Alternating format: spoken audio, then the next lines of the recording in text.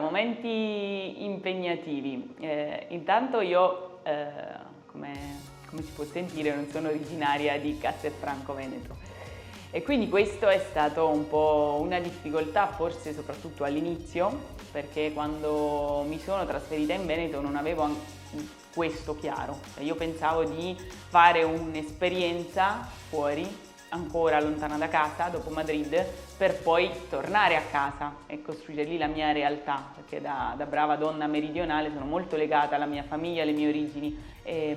Quindi c'è stato un momento dove ero combattuta, faccio dei passi importanti e resto qui oppure voglio sviluppare il mio lavoro a casa. E ho combattuto tanto su questo, poi ho deciso che il mio posto era questo, ecco, non ho voluto cambiare. Vado giù dalla mia famiglia, mi godo i momenti belli, quelli di festa, quindi non la quotidianità, e poi ecco, questo è il mio posto, si può dire il mio posto del cuore, ecco, non cambierei attualmente, quindi questa è stata una delle difficoltà. Così come ho un compagno, però per una donna che decide di investire tutto sul lavoro non è semplice circondarsi, conoscere nuove persone, quindi quella era un'altra difficoltà, il fatto di restare sola perché non avevo il tempo per poter conoscere nuove persone, e anche questa è stata superata per fortuna.